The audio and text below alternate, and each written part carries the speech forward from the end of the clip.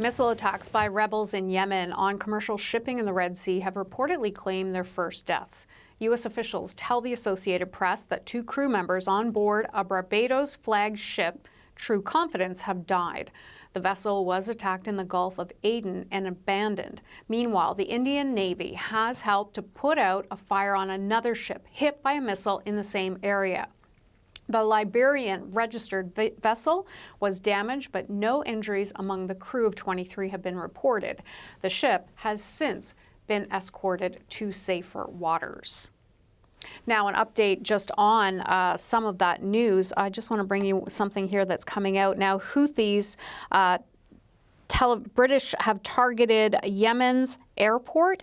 This is from Reuters that it reported on Wednesday that U.S. and British airstrikes have targeted Yemen's, and I'm sorry, I don't know how to pronounce it, airport. We'll continue to get more on that as that breaking news comes out. Now, journalist Rebecca Collard is in Berlin, and she has more on the deadly attack on the Barbados-flagged commercial ship and the potential fallout from that.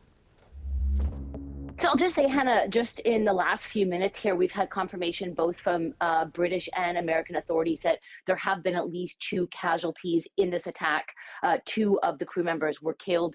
As you said, some are still missing. It's not clear what the fate is. We do know that the ship has been abandoned, but it's not clear. There were some more than 20 people on that ship, and it's not clear exactly at this point where everyone is and whether or not everyone else is safe. But we do know that 2 crew members have been killed. And as you said, this is the first time we've had a fatality in an attack like this. Now, also, as you said, the Houthi rebels have claimed responsibility for this attack.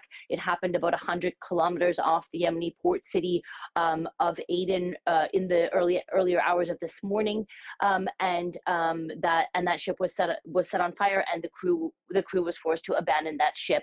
Now, what we seem to be seeing here is really an uptick in attacks by the Houthi rebels over the last few days. So I'm sure that both British and U.S. authorities are going to be watching very closely what Yemen's Houthi rebels have to say about this attack, Hannah.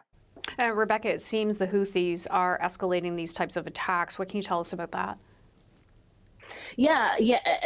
First of all, I think it's important to point out, as you just said, Hannah, that this is the first time that we know of in this some 4 months of attacks by Houthi rebels that there has actually been casualties in an attack like this by the Houthi rebels. But basically, what we've heard them reiterate again today after they claimed responsibility for this attack was that they will continue to carry out attacks like this as long as the siege remains on Gaza. So they have said, since these attacks started in November, that they're doing it in solidarity and support of the Palestinian people.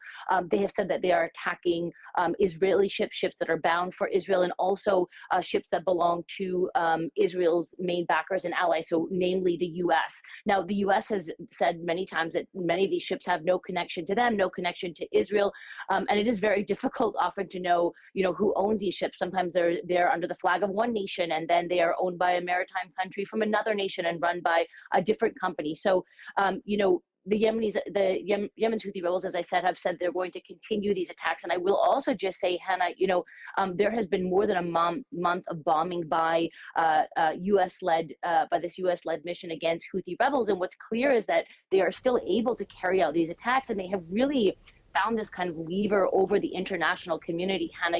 They are not a very mighty or well-armed force. We know that they are backed and trained by Iran.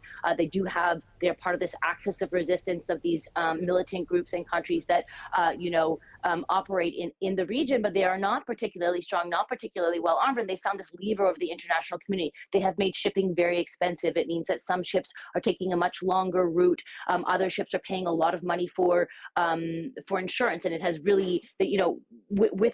by carrying out these attacks, they've really found a leverage point over the international community. And it seems that, as I said, despite the fact that there has been more than a month of bombing against these rebels, they're still able to carry out these attacks. So, we'll have to see in the next few days whether they continue to escalate these attacks. But what we're hearing so far from the Houthi rebels is that they're going to continue to carry out attacks like this until this siege is lifted on Gaza and until this war stops, Hannah.